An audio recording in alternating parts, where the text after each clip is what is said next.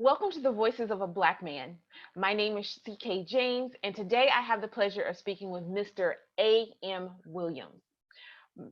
Voices of a Black Man is a platform for Black men to be able to be seen and heard. That's purely what it is. So, attendees today, you will not be able to comment because the first job that you have on this platform is to just listen. Now, later on, you can go to my Facebook page, Sherelle Keena James, or to www.voicesofablackman.com, and you can leave comments there, questions, or even if you're a Black man and you want your story to be told, you can register there. The truth is, society has always put Black men in a box.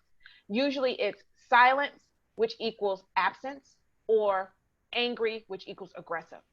And in the times that we're in right now, society is constantly telling the narrative of a Black man. And I found one thing was missing. That one thing, the Black man, not there to tell his own story. Everyone else is telling it.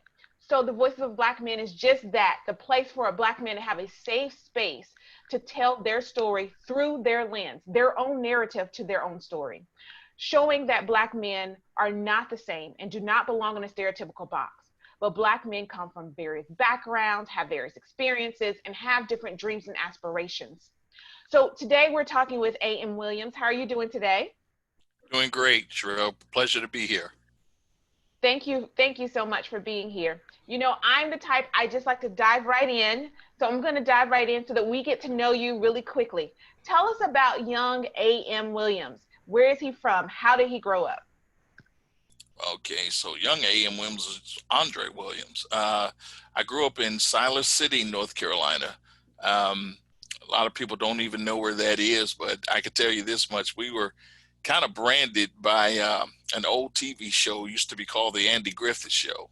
Aunt B, who's the character on there, after she finished doing the Andy Griffith Show, that's where she actually retired, was actually in Siler City, North Carolina. So that's what a lot of people know our town for, um, in Siler City, North Carolina. Aunt B. So tell us a little bit about Siler City when you were growing up. Did you live in a majority Black community? Was it a mixed community? What was Siler City like when you were growing up? It was a mixed community, but the Black community was very close. We were privileged enough to have a couple of great mentors in our life. The late Dr. Alexander Graves and Rochelle Milliken. They were youth mentors for us, and our drill team, our um, Cub Scouts, Boy Scouts.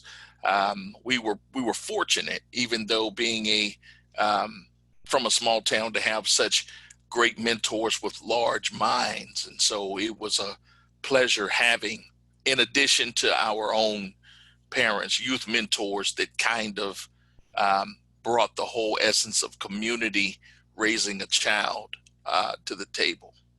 Mm. So who were some of your influences as you grew up?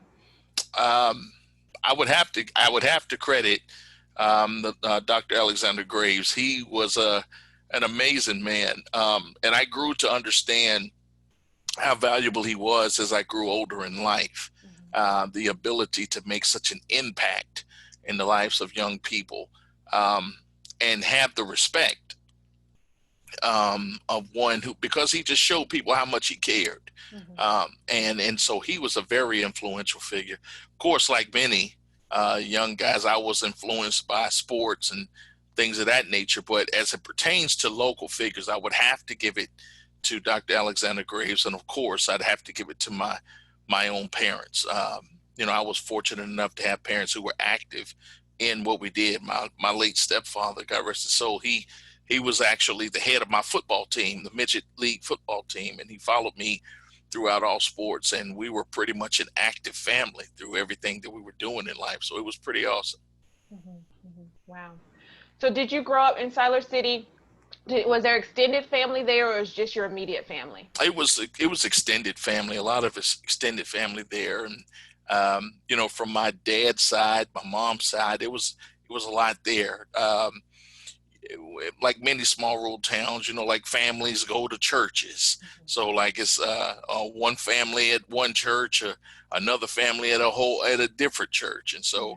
you couldn't really tell that much difference between revivals and family reunions, because it would always be, pretty much a consensus of the same people in pertaining to it. But it was good, and ironically enough, it was interesting because you get when you're in this circle, all you see is a certain thing, a certain way of life, a certain living.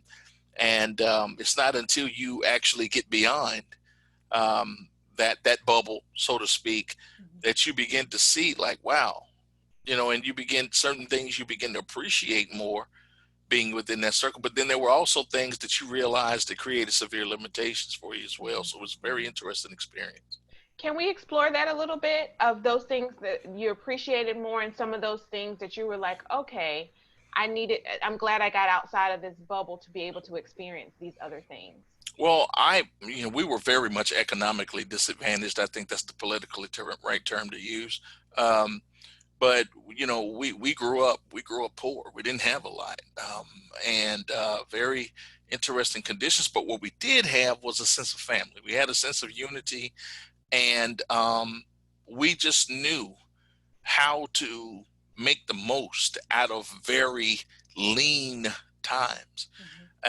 And we learned how to um, navigate in the land of have not. Um, and so in those regards, of course, when you're growing up and you have different individuals who were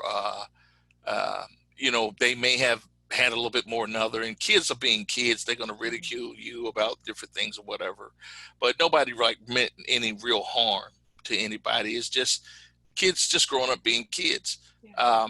However, we were fortunate enough to be able to participate in things that allowed us to have just as many bright experiences as everybody else did. So it was tough, and it wasn't until I left home and got into different environments that I realized, like, wow, how lean we really lived. It was, it's like, wow, I had no idea that we were so, poor. It was amazing.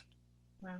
As far as you knew growing up, this is what it was, and, It's, and this you is had what what you life needed. was. Yeah, Yeah. yeah, yeah. Mhm. And so you talk about sports. What impact has sports had on your life long term? Wow. Um, it gave me a sense of um, bettering your best. Uh, Sports, many people think of the dynamic of competition. But one thing sports has always challenged me to do was to better my best, to improve things within me. Because the better you are, the better you perform.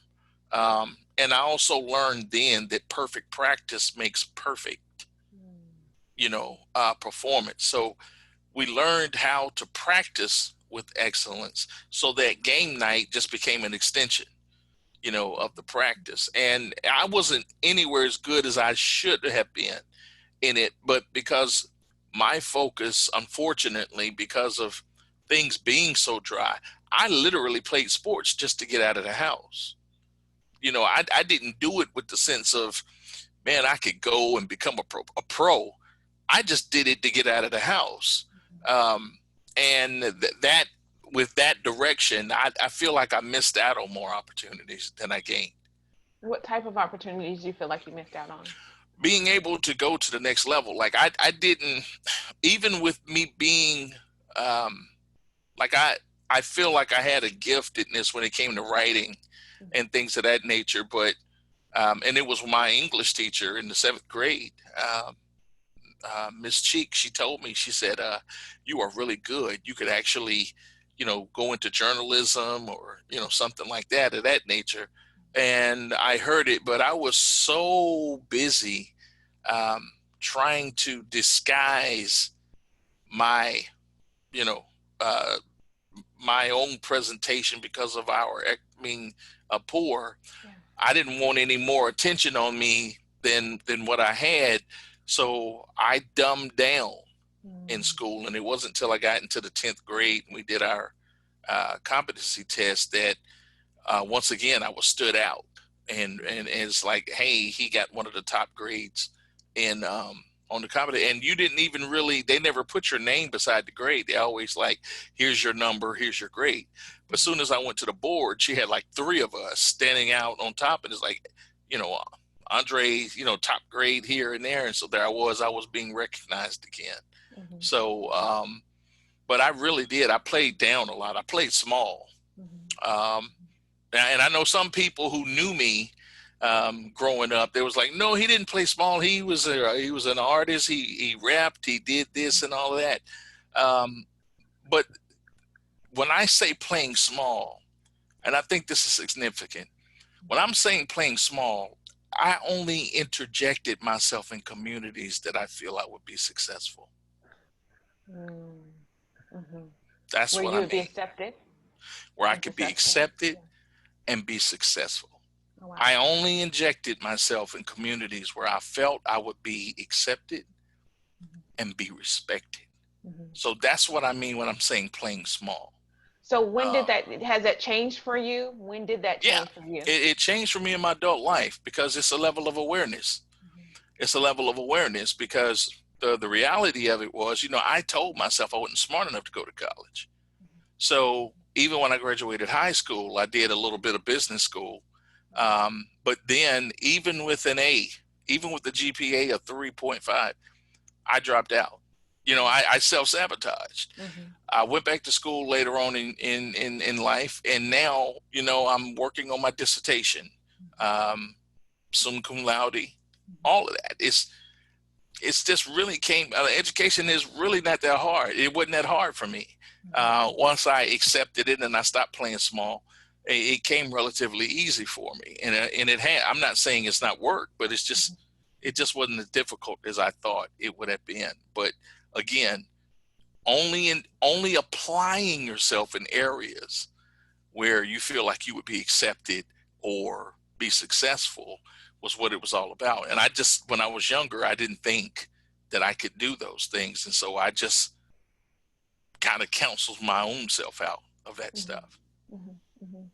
Wow. So when was the first time that you realized that you weren't just a young man, but a Black young man? And what did that mean Wow. to you? I have to go back. I know I'm being repetitive, but it was with Dr. Alexander Graves. He instilled in us to understand the significance of being a Black man. He literally instilled in us a sense of pride, a sense of understanding, you know, the mantra that came along with that. And even as a young boy, 11, 12 years old, 13 years old, he really was like, I want you to really get serious and understand this. And so we were fortunate enough to be a part of an organization where we got to travel across the country and meet political figures like Reverend Jesse Jackson and just different Black leaders. And of course, us being young, we didn't really have a clue, like really the magnitude of it, but we were always introduced to Black men who were in some kind of position to make an impact in people's lives. And it was like, wow, you know, it was something beautiful to behold. And I had to stop and take notice of what was taking place. And of course, my grandmother, she would always sit me down at the table and say, here's something you want to understand. You know, like she was really making me aware of the gap. Like, even though I went to school with people from different nationalities and different cultures, to always understand the gap and why, you know, this was going to play a role in my life. And she just kind of, what I call, put me up on game. You know, she really caused me to understand that you're going to be challenged, and it really doesn't matter how much money you'll ever make. There are going to be certain people that always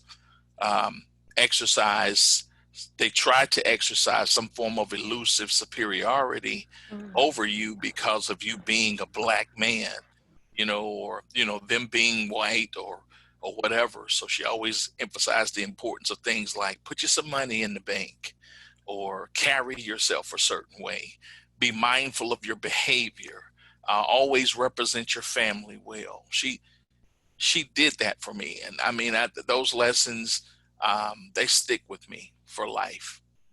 So I would think it was around that time when I really began to understand what it meant to be, a man of color, a black man.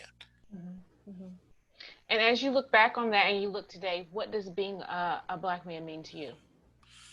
I would have to say it's an honor, it's a privilege, to do so. Yes, we are very challenged, but like we are very, it's a beautiful thing. I have a lot to be thankful for, and being a black man, to be part of such a rich history and culture of individuals who have, not only encountered adversity and overcome it, but those who learn how to embrace adversity and continue to thrive with it. I think that's what it's about. It's not so much about striving towards the absence of struggle, but how well you thrive with it.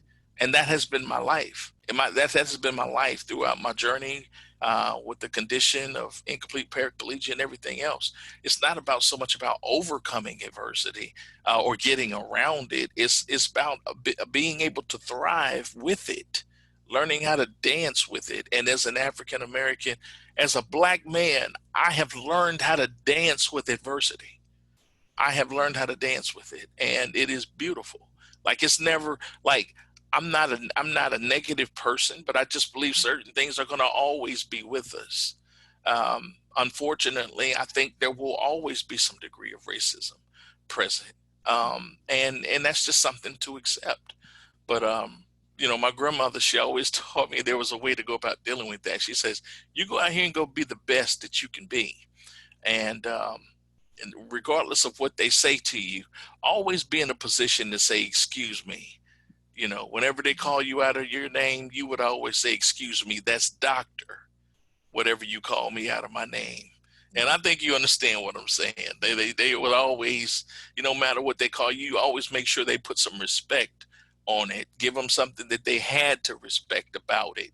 And so that's what caused me to go after, being my best. And I love my grandmother to this day for that. In fact, my first degree was something that she and I were at that time were the only people to have accomplished in that, and that was the associate. She did it, and then I did it, and so I dedicated that degree to her, and then I dedicated my bachelor's degree to my mother, and my master's and doctoral degree have all been about myself, and me being able to prove what exactly I was capable of doing.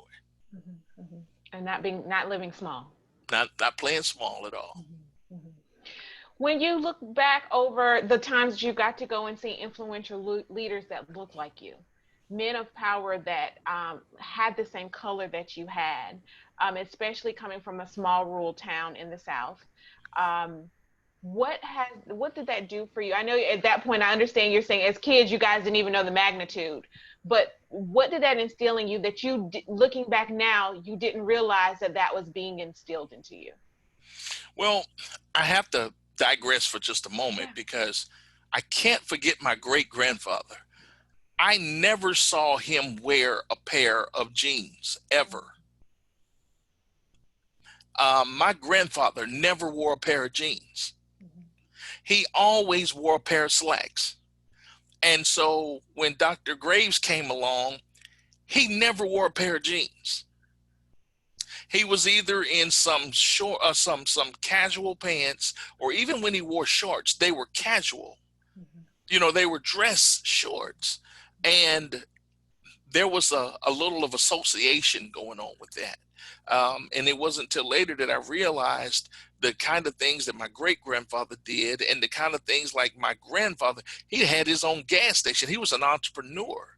he moved in that realm. And Dr. Alexander Graves, he was a guy, he pretty much controlled, like he had such an esteem and respect from his colleagues and other individuals. This guy carried himself as what Napoleon Hill calls in Think and Grow Rich, the Science of Getting Rich, by Waddles, he calls the advancing man.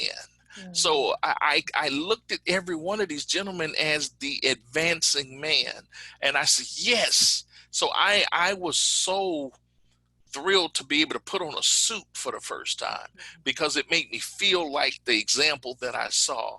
And when we did meet Reverend Jackson and other figures of that nature, they were always in suits, and they carried briefcases or what, when I saw that, I said, that's who I want to be like.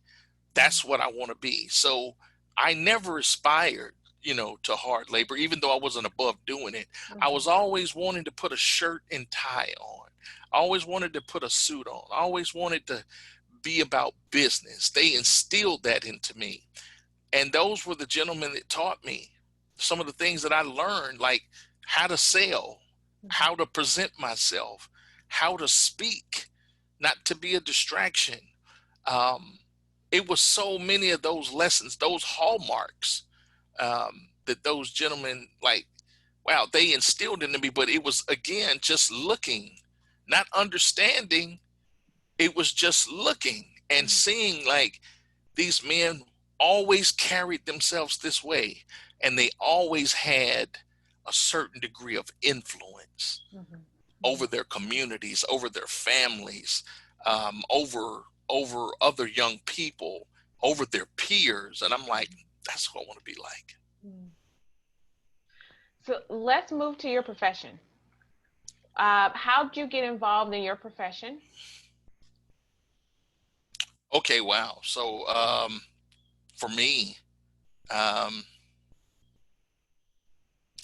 getting into my profession was interesting, to say the least, because I never started out trying to become a coach. I was actually working for a finance. I was working for a bank, and I was a personal financial analyst, a customer service specialist, and I worked with people, individuals with high net worth and things of that nature. And I was trying to become a loan officer. I had like this path to become a loan officer, and then move to, becoming a certified financial planner and all of that. And one day I felt like I had pulled a muscle in my groin or something, because I would get up and work out at 5 in the morning. And came to find out, the doctors told me, just like, Mr. Williams, you have cysts on your spine.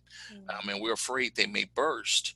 And if we don't do something quickly, I said, well, what would be the damage? What would be the danger in it? It's like, you could die instantly. So that was the first time I told, if I didn't have an operation, I'd be dead instantly. The next time that happened, they found out that while I was in the operating room, I contracted MRSA while I was in the operating room. So that lied in my skin dormant for a few years. And then when it came to the surface, I had holes in my body the size of softballs in several different places. Needless to say, I went into the hospital for a long time, but I have always had this natural enthusiasm, this natural optimism about myself. So while I was in physical therapy, I looked at the challenges that people had in just moving a block from one space to the other. I saw the real struggle of what it meant to put one foot in front of the other.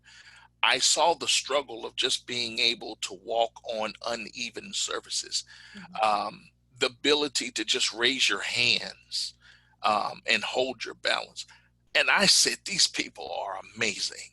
And I would encourage them. So when other patients were doing things, I was like, come on, man, you're almost there. You're almost there. You got it. Because I saw something that I had never, this world of disability orientated me with things I never knew existed. And I'm like, there's nobody I know works this hard. That, these people work hard just to get back a side of life we just casually, we don't even think about. Like, how much genius does it take to get up and walk from one side of the room to the other? Like it's none.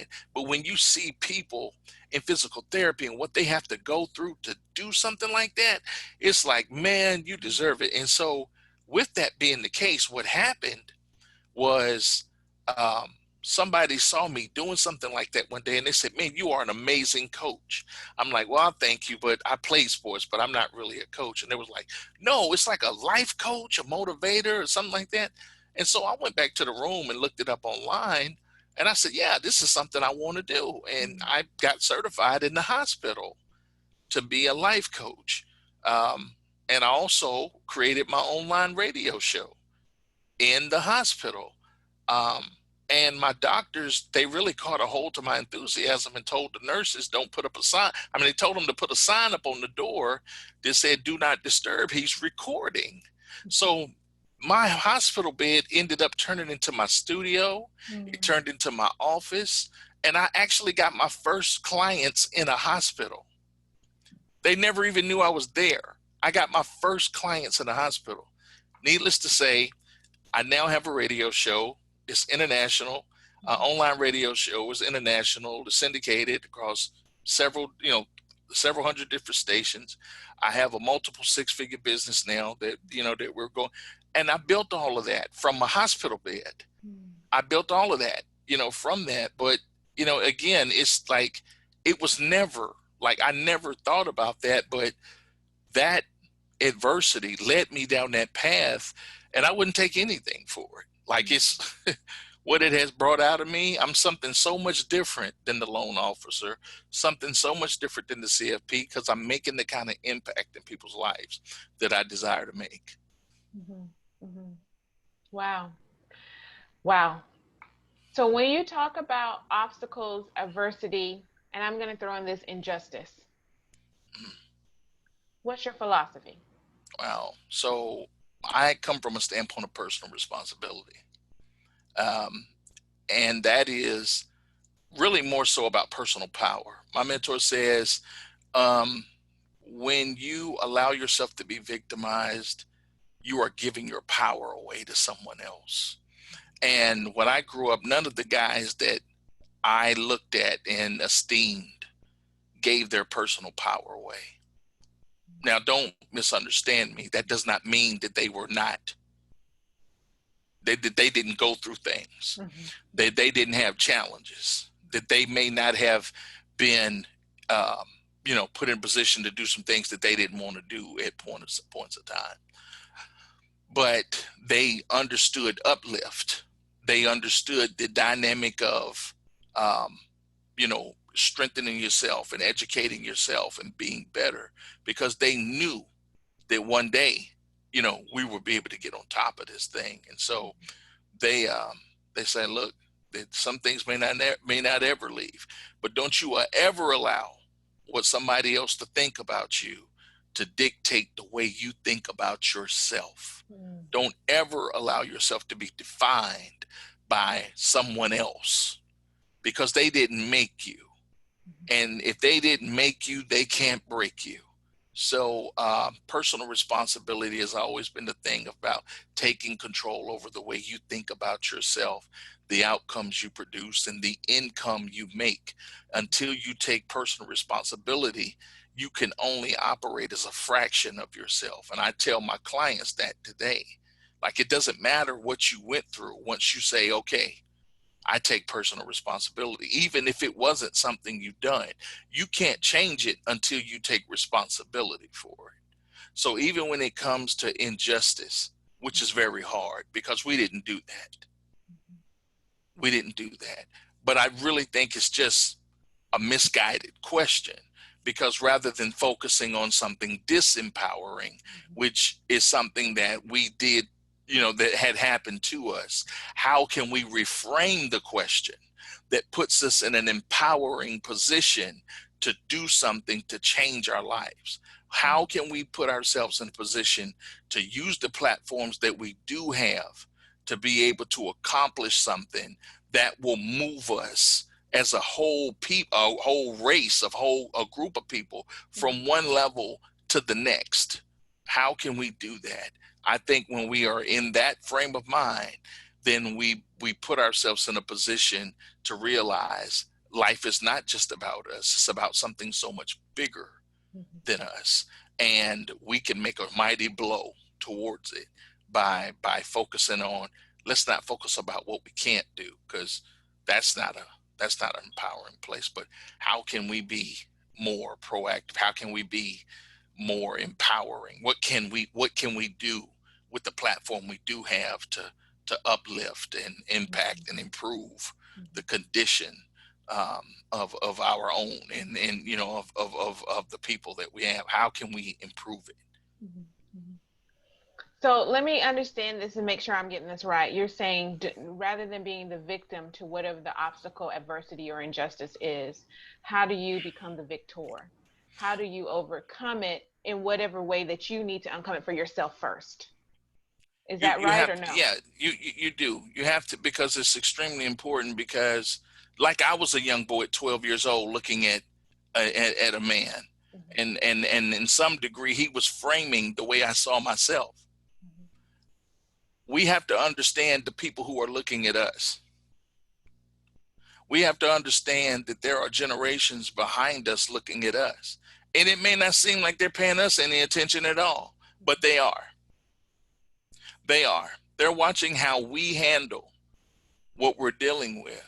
And that sows something in their mind to say, you know what, I saw how Sherelle James handled that as a positive, powerful Black influence, and I'm going to follow her lead. Versus, you know what, they tearing it up, I'm going to tear it up with them. I mean, we have so many opportunities today to be able to do something to empower us. I love the demonstrations of individuals using their platform to empower. And that's what it's always been about for me.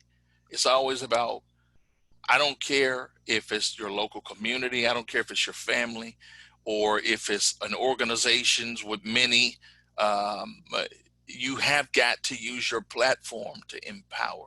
And you can't do that if you don't accept the responsibility of being a leader, even if it's only of one.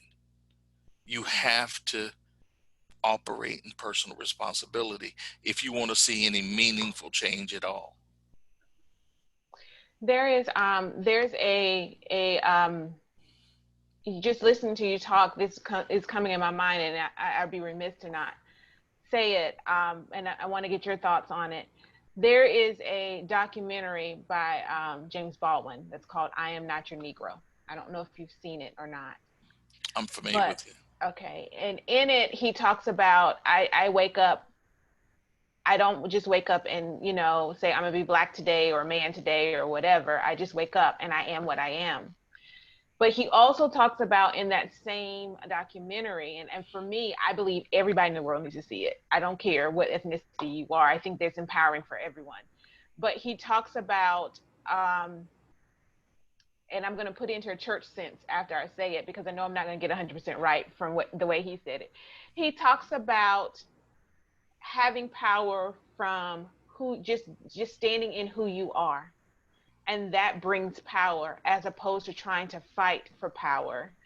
I'll use another phrase that I kind of got more from a church scene, is that we should be fighting not for victory, but from victory, meaning that I already have victory.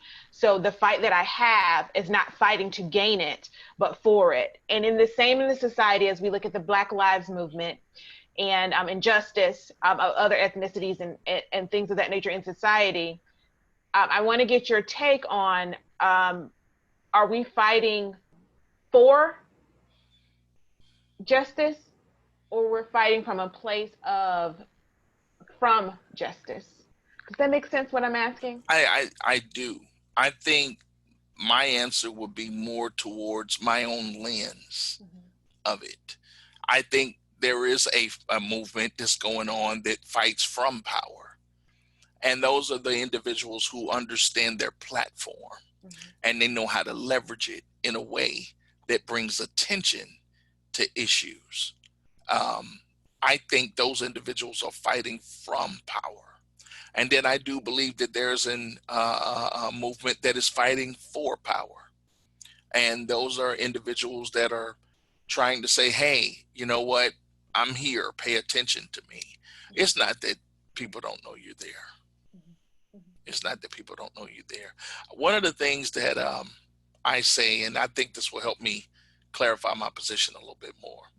I say often, when I came to the knowledge of the truth of who I am and what I have the power to do, nothing could hold me back. There was no, I escaped the realm of limitations and I entered into a realm of limitless success. There is nothing that can hold me. There's nothing that I go through that has the power to keep me from doing what I do. No individual, no circumstance, no condition, no environment. You put me in a jungle and I'll run it in 6 months because I know the truth about who I am and what the power that I possess. Many of us come from a disempowering place because nobody stopped to tell us who we are. If you ask 100 people, who are you? A large percent of them is going to tell you what their position is in their career, because that's how they identify themselves. Others are going to tell you that they are a husband, or a brother, or that's because that's how they identify themselves. Some people are going to tell you they are a man or a woman because that's how they identify themselves. But none of it is true. That's not who you are. That's where you live.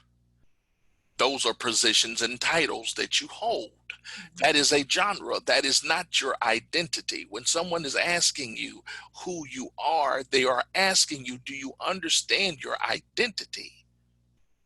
And as an identity, who I am is a God force. I'm an extension of God himself. In the beginning, God said, let us make man in our image and in our likeness. So I am made in the image and likeness of God. I am an extension of God himself. I'm a God force in the earth. He gave me the ability to rule, subdue, and to have dominion before I even had a body. Think about it. We were empowered to dominate before we could even breathe. So nothing that happened in our physical bodies, because it wasn't until Genesis chapter 2 that God formed man from the dust of the earth. He had already empowered him. So that told me then nothing I went through in my body had the ability to keep me from fulfilling the purpose in which he gave me. So there's nothing you can say about this house I live in. There's nothing you can say or do to this frame. Nothing that you perceive as my identity can really harm or tarnish or even depreciate the power that I have. Nothing that you do. You can call me whatever you want to call me, but the fact that I don't respond to it is proof positive that I know who I am. I know who I am, and nothing you can say can diminish that, because I know the truth of who I am and what I have the power to do. And that's what scares people. If there be anything that scares people, and here's the point, I'm not talking about from a standpoint of when you know this about me, you'll back off of me. I'm talking about individuals.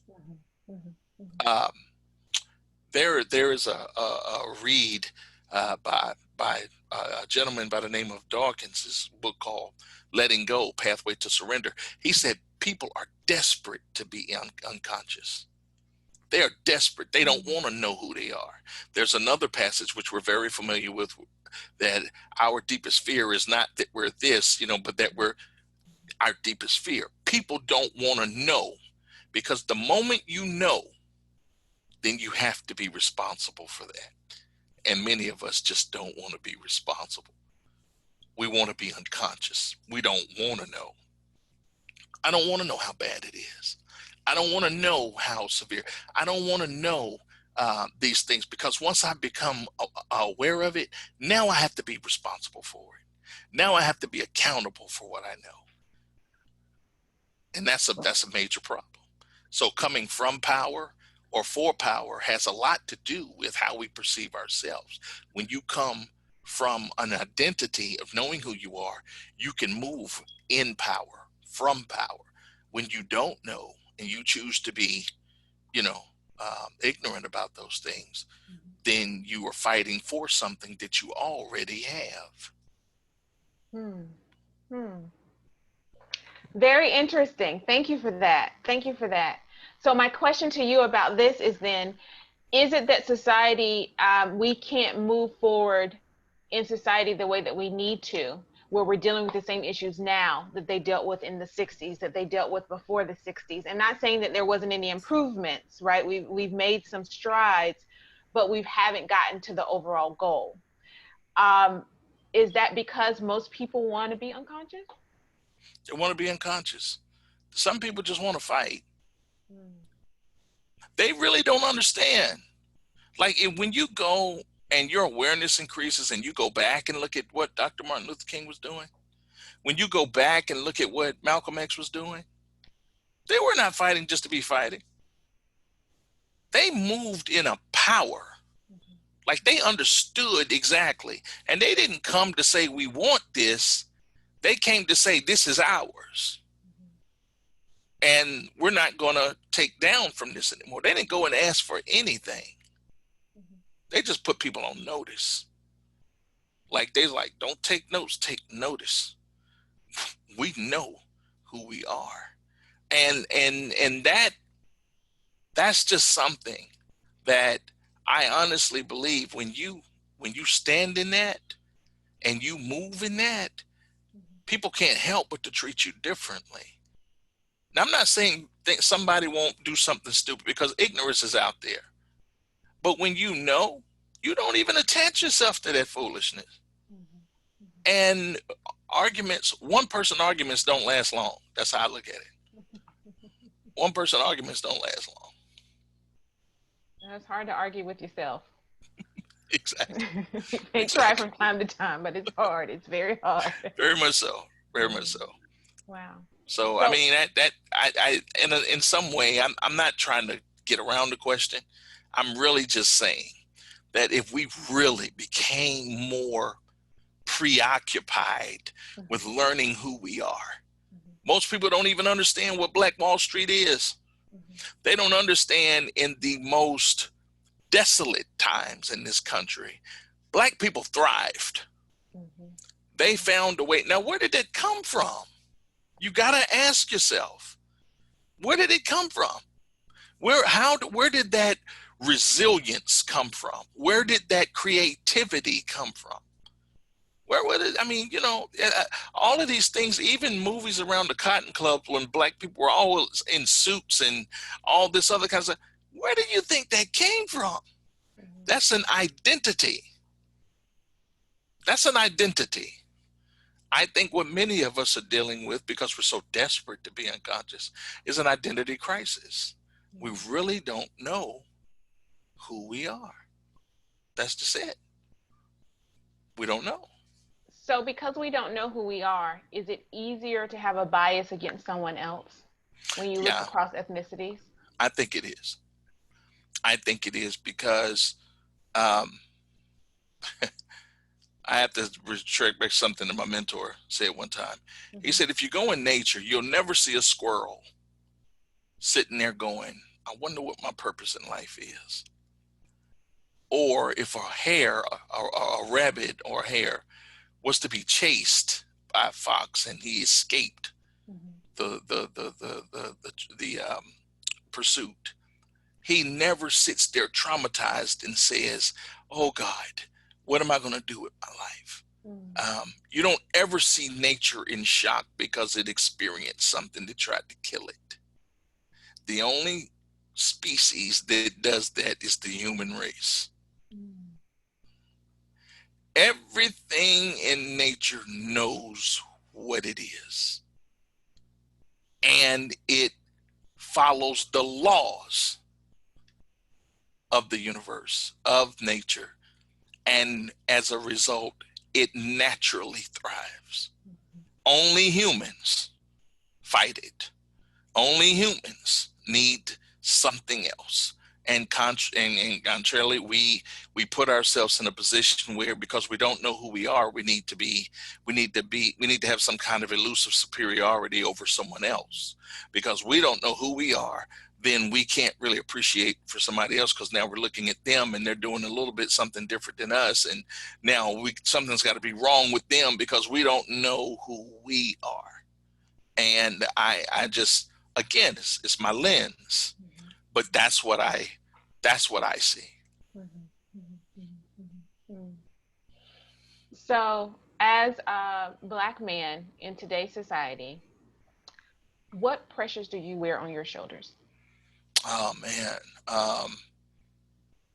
of course, being a Black man, especially one who is a leader, um, it's always personal example, how you carry yourself, what you do, what you say, um, how you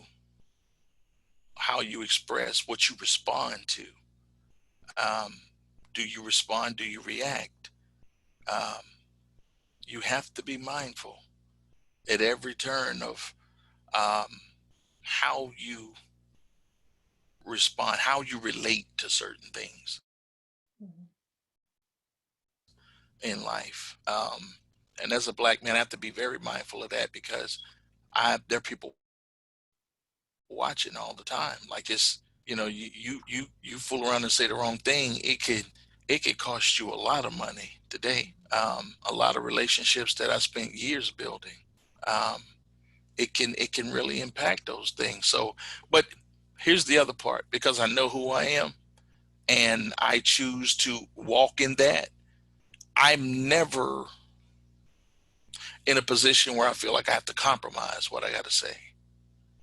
Like, I never feel like I have to, well, you can't say that. I'm not in that.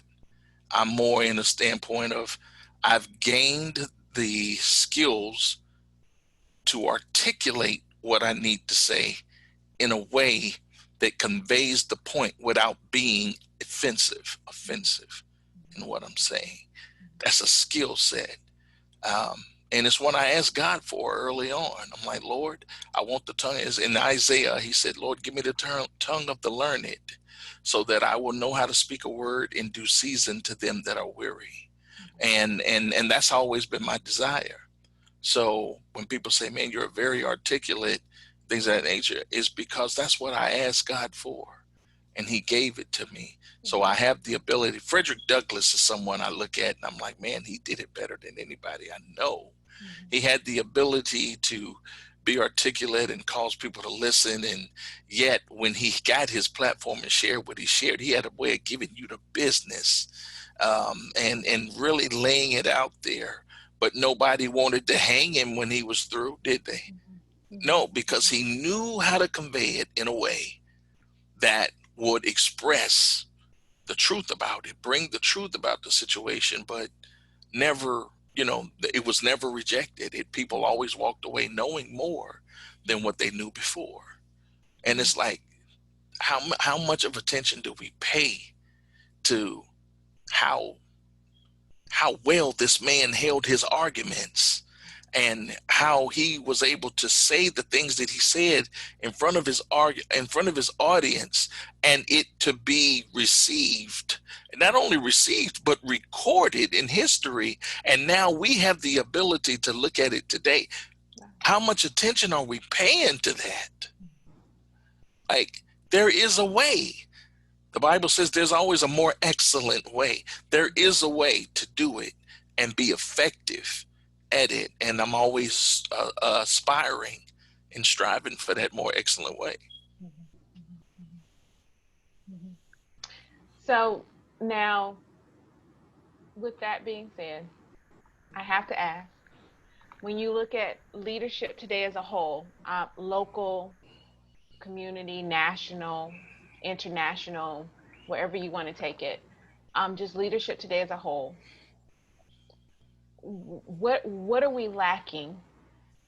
What are we lacking in that leadership, and what do we need to gain? I think, again, it's a sense of identity. Um, a leader is someone who has the ability to hold space for people and support them in their development. Like many of us understand Maslow's hierarchy of needs and how, you go from basic survival needs to self-actualization. Those needs are apparent in us regardless of what our gender, regardless of what our race is. We all have the same kind of needs. What we don't have is leaders that have the ability to assess where we are and help us fulfill our needs at that level so that we can move to another level. We're so busy either addressing how deep the gap is or, why it's not going to ever happen versus, okay, where are you? And I'm going to hold this space for you. I'm going to hold you accountable. I'm going to stand in your champion. And I am going to provide the realm of the environment for you to grow and you to discover, self-discover, and move so that you can satisfy those needs at this level so we can go to another level, because there's more to life than what you're experiencing. And that's what Dr. Graves did for us. That's what my grandfather, my great-great-grandfather was doing for us. That's what my grandfather did for us. All of the men that I've seen, Black men of influence, that's what they did for us. They always said, let me help you. I'm going to hold this space for you so that you can mature and develop in these things, so that, because there is another level. There is another level. There is another dimension. When we were traveling, Sherelle, we were 13-year-old boys coming from a rural area that when we went and stayed in hotels, we stayed in 5-star hotels. We learned how to tie neckties. We wore suits, black suits. We sung Lift Every Voice and Sing. We carried ourselves well. We had haircuts. Everybody ate. Nobody was hungry. That was because of the leadership we had. Everybody was taken care of. Because that's the kind of leadership that impacts, improves, and empowers the lives of other people. And that's what I believe is missing. We don't have leaders that know how to hold the space. They don't know how to assess where that person is and assess their needs and meet those needs so that they can go to another level. They don't do that enough. They're very much focused on, well, look, I'm gonna do it my way. Or, and then when you get 20 people trying to do it their way, it's like 20 different extensions going multiple angles at one time. Nobody gets anywhere. Or, they want to be the hero. Oh, just get out of the way. Let me do it. So, I don't have time for you to mess it up. I don't have time. Just let me do it. Get out of the way. We need more leaders that know how to hold space and let people develop. If this is where you are, this is where you are. Let me, let's deal with that. But then I'm gonna say, okay, brother, we got to pick this up because we can't stay here. There's something bigger.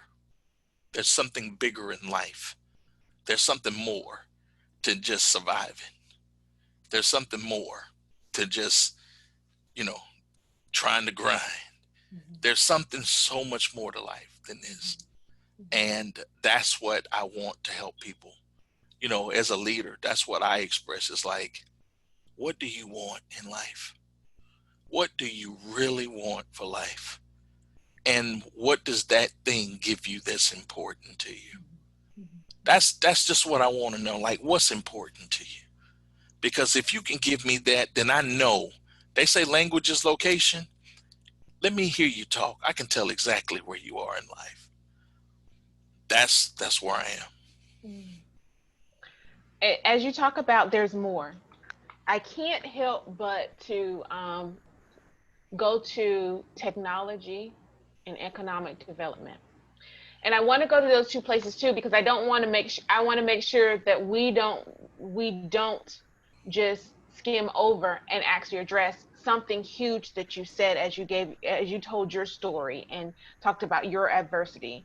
And that's turning your hospital bed into not just a hospital room. You turn the hospital into like your office, your business, your building in a lot of ways, right? Um, being understanding that it doesn't matter where I am, I can create whatever I need to create. If I can create it here first, then I can move it forward. So, where does technology lend itself in today's society and economic development as we're trying to move forward? It's leverage. It's leverage. It's leverage.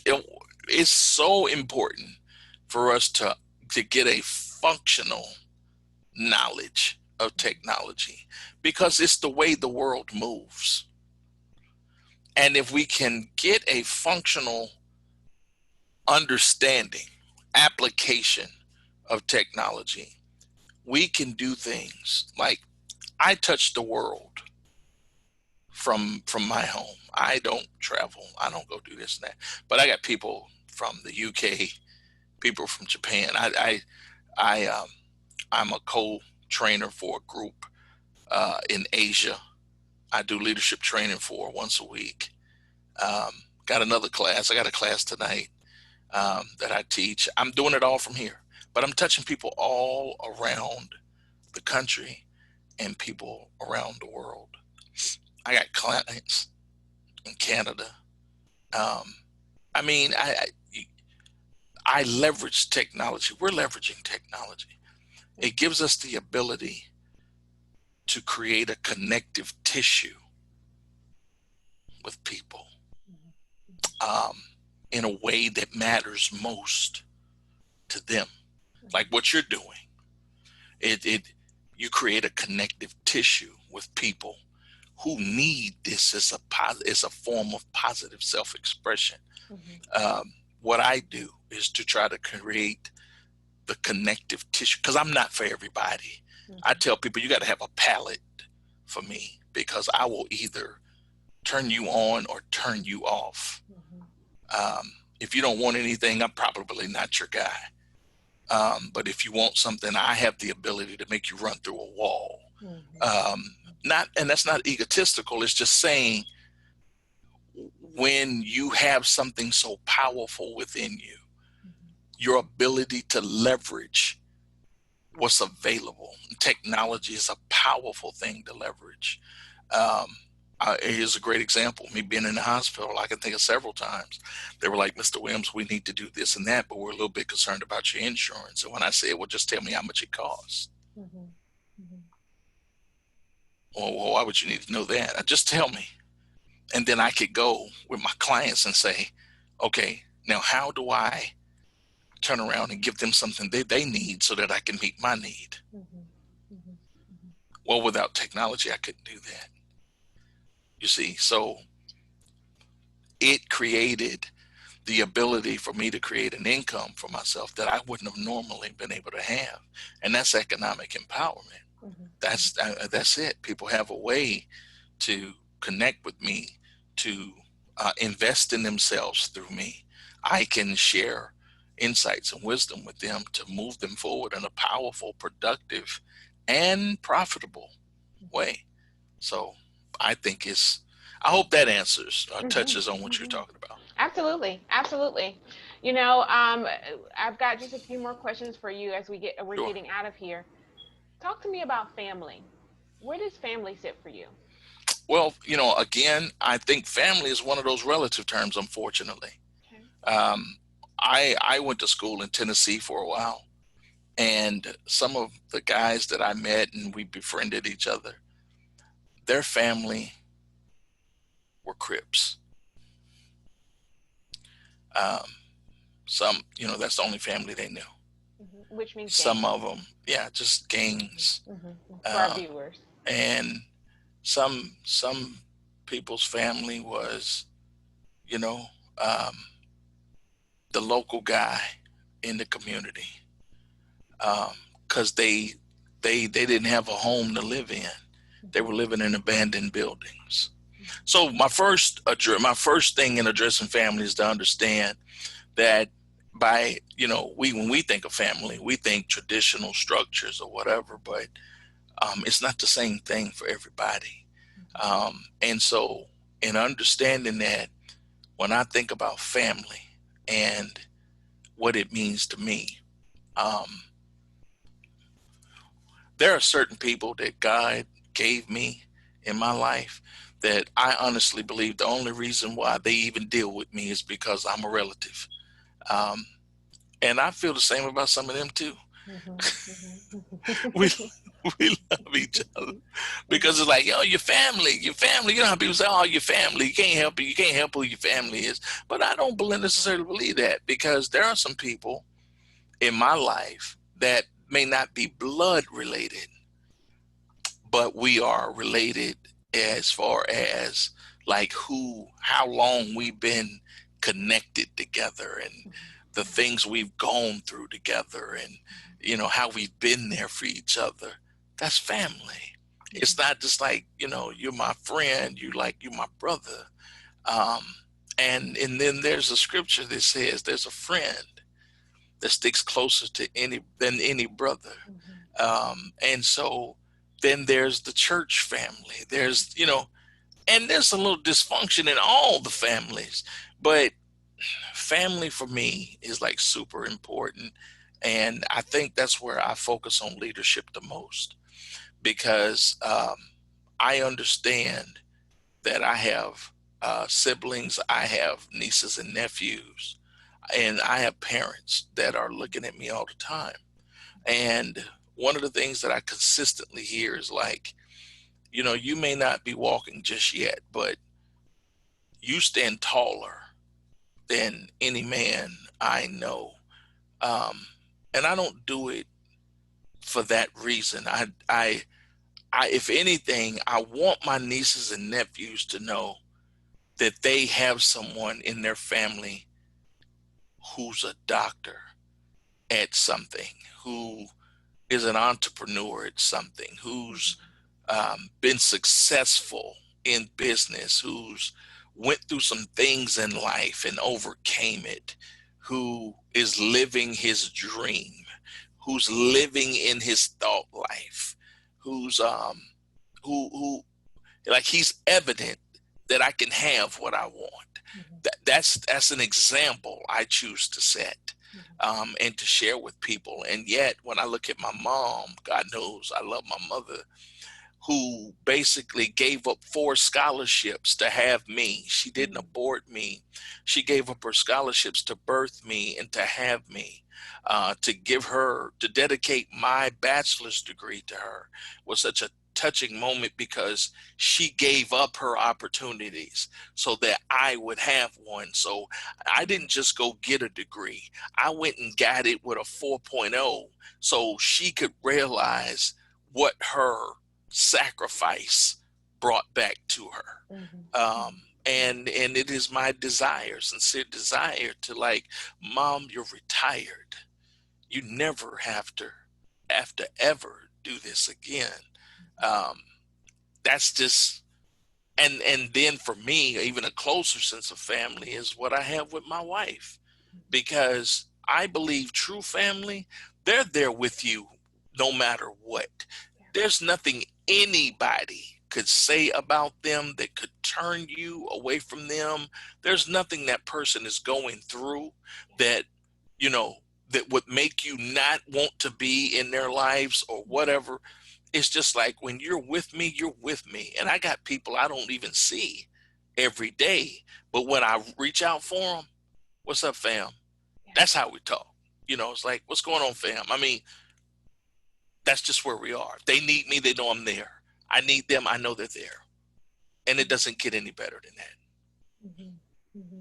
That's what family means to me. It's just people who, they're with you 100, like, and there's a general sense of come up. Everybody's not going to be at the same level. They're not. However, when you have the desire to uplift. When the goal is uplift, when the goal is empowerment, everybody does it in a way. They do it differently. They do it differently. So just because I'm able to do one thing better than they can, doesn't mean that something that they do doesn't empower me equally in another area. So it's different in that sense. But it all works out for the good. It all comes out in a way that lifts the whole unit. It rises all, ships. It's what as they say, that is the tide that lifts all boats. I think when we focus on uplift, it's the tide that lifts all boats, that lifts all, ships that move forward. Yeah, yeah, yeah. When you come into a room, what do you want people to say about you?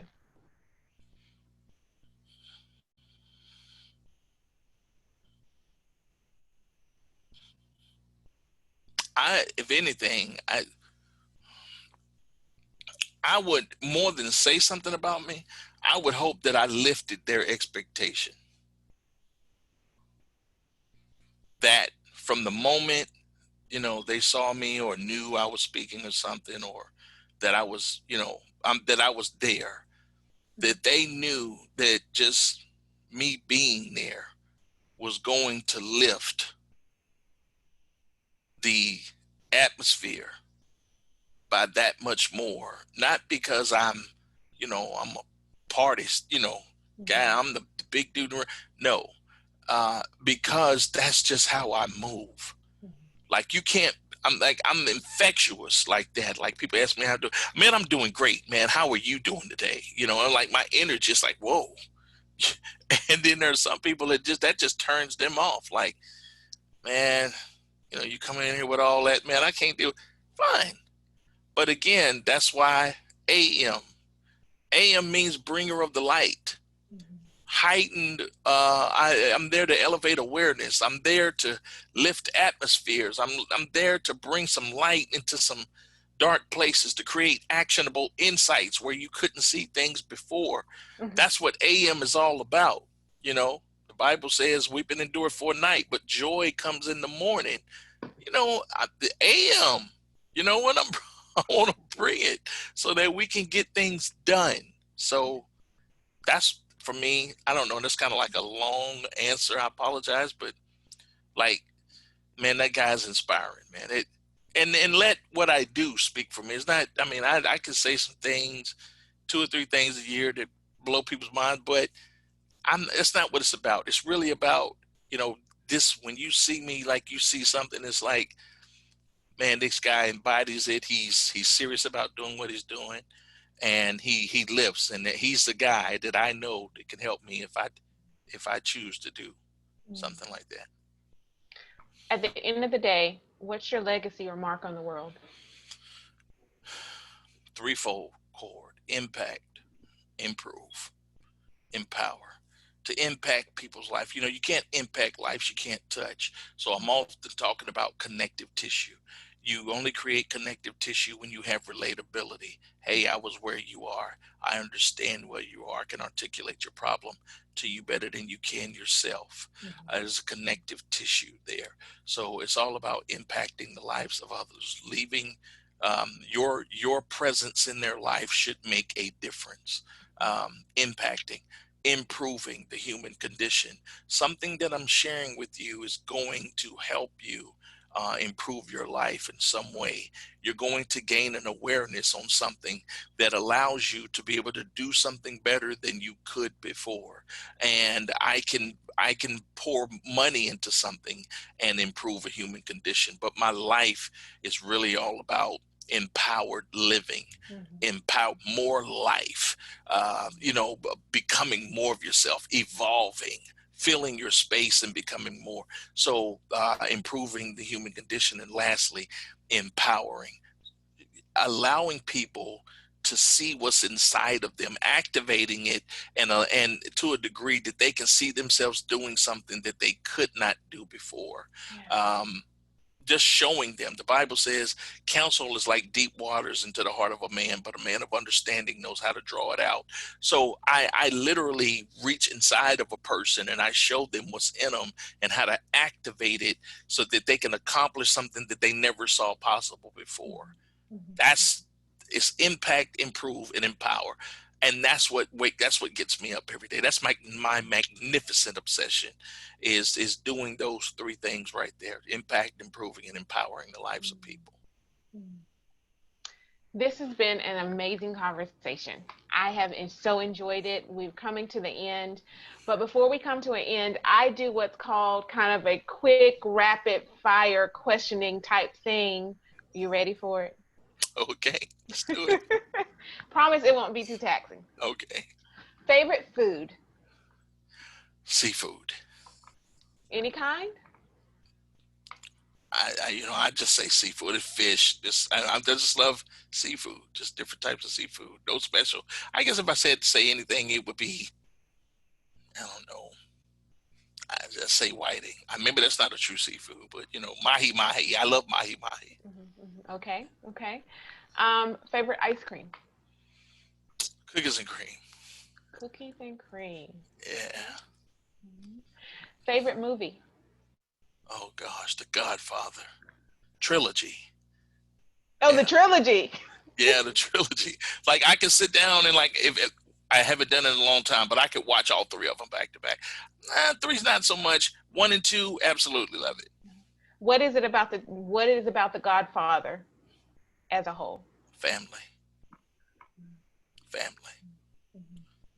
The prioritization of family over everything. Favorite destination or vacation spot? Oh gosh, haven't been to it yet. We grew up with Myrtle Beach, South Carolina, North Myrtle. It was always great, but I got a chance to go to South Beach, and I have to say, oh man, it was great. Maybe not so great for my life right now because I'm married and older, but I tell you, South Beach was beautiful. Maui's where we desire to be right now, is in Maui. So I haven't been there yet, but once this is over with, that's where I'm going. Yeah. That's where we're going. You're headed to Maui. Yeah. Favorite song? Oh gosh, I listen to so many different genres of music, but I would have to give it to Ain't No Stopping Us Now, McFadden and Whitehead. Is that right? Ain't No Stopping Us Now. Ain't No Stopping Us Now. Yeah. It's a good one. What is it about that song? The motivation in it. Like, you can't hold me back. Like, I can't. And there's been plenty of songs that's been written like that. I could go off all the way up. Nothing can stop me. I'm all the way up, and all that. But there's something about that song that's like, don't you let nothing stand in your way. The lyrics. Yeah, man. It's just like you listen to that song and it just takes you there. You can't even sit still and listen to that song. If you just listening like, oh man, I know you've got no place to go. Ask them where they're going. They don't know, but no, we're not going to let anything hold us back. We're getting ourselves together. We're going to polish up our act. And if you ever been held down before, I know you refuse to be held down anymore. That is this. I mean, who can sit still when you listen to something like that? Yeah. It gets you going. It definitely gets you going. It gets the juices flowing. Last question. Favorite hobby? Oh man, personal development, study. I love educating myself. I love informal education, bettering myself, improving. But I don't embrace personal development anymore to just read. So that's why I didn't say reading. I heard Michael Gerber say, there's millions of people who bought my books and many of them read. He said, but not many learned to know. Not many learned to know. It's like they get it for the cognitive intelligence of it all. Mm-hmm. Mm-hmm. They don't get it to prove it in their lives. I learned to know, to prove it. Even with the Bible, it's like it's a great book, but if I don't use it to prove it in my life, Mm-hmm. it's just a book. Yeah. You know, and I'm just like, look, you know, God, this is gonna work, or I'm gonna open up a fish truck. You know, I mean, something got to happen. You know, but literally, it's like I don't want to learn to have intelligence. I want to learn to be better. I want to, you know, to evolve, to increase my wisdom and create depth Mm-hmm. of knowledge. You know, a depth of knowledge. Yeah, yeah. And put into action as opposed to Put it just into thinking. action. Yeah. Yeah. Implementation is all about applying. Mm-hmm. Wow. That's the Wow. only way you can know, right? Like to have a knowing, which Yeah. is what most people call the wisdom of it Yeah. all, because it requires the experience and the application of knowledge that you gain wisdom of a thing. Mm-hmm. Mm-hmm. Mm-hmm. Yeah. Well, that's the end of our rapid fire questions. It wasn't too bad, right? No, it was good, pretty good. Good. You know, the last thing that I like to do as we wrap up is give you the platform. I go on mute. I give you the platform to say whatever it is that you need to say to an individual, to a community, to society, to the world. It doesn't matter. It's all on you. So I want to give you that time now, honor you by giving you that time now. So I'm going on mute and it's all yours.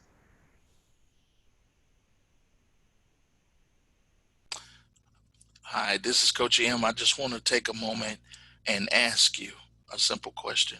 What do you really want in life? What do you really want in life? And even more importantly, why don't you already have it? Why don't you already have it? And to answer those questions, it really leads to this question. What are you resisting? Do you know nothing in life has the ability to hold you back? Nothing in life has the ability to keep you from fulfilling a God-given purpose or desire. Did you know the word desire actually stems from a term that actually translates to of the Father? So every desire, the desires that we have to do better, to improve something, to achieve something, some form of stratospheric success, something that's so out of the realm or dimension of what we're living right now, came from the Father. It's His desire seeking deeper expression in you. What do you really want in life? And what are you resisting? What are you resisting? What are you holding on to that's keeping you from living it out? Ask yourself those things. Challenge yourself even deeper. Give yourself something to think about that would draw you, that would increase your hunger. I don't care where you are right now, let it increase your hunger to want more, to be more, to have more, to do more in life. And when you have that and you go on that quest of knowledge, understand God says He's a rewarder of those who diligently seek Him. So make sure that you ask yourself that question. And once that hunger becomes prevalent, seek out a mentor. And whatever you do, make sure you keep watching Sherelle James and Voices of a Black Man. Thank you. Thank you, Mr. Williams. That was wonderful. Thank you so much for being on today. I've had the pleasure of this conversation. You sharing your heart, sharing your wisdom, sharing your experiences through your lens. So thank you so much for being here today. My pleasure. To our viewers, I want to say thank you for watching The Voices of a Black Man. This has been CK James with A.M. Williams, his story through his lens. Now, you've listened. Now the part that comes up next is yours. You know, A.M. Williams talked about personal responsibility. There may have been something in today's discussion that hit you a little differently, a perspective that you've never heard before, thought before. You may have heard it before and maybe it hit you in a different way this time. There may be unconscious bias there, biases that you don't even know you have, because we all have them. We all have biases. My hope, our goal here at the Voices of a Black Man, is to bring you stories through Black men's lenses so that you can then look and see the biases that you may have. It's okay. It's what you do once you realize that you have those biases. Now, AM talked about staying in the unconscious part, because when you're in the unconscious part, you don't have to take action. You don't have to be responsible. But what if you choose you choose intentionally to be conscious about whatever that bias is and then take an action. You know, I firmly believe that it starts with the man and woman in the mirror first. That I have to change me first before I can then affect my family, my community, the world. That's exactly what AM talked about today. So I'm asking you to just look in the mirror and see if there's any changes that you may need to make. This has been CK James, the Voices of a Black Man. For more information, visit us at www.voicesofablackman.com. And we'll see you back here tomorrow at the same time, 12 p.m. Eastern. Have a wonderful, blessed day. Bye.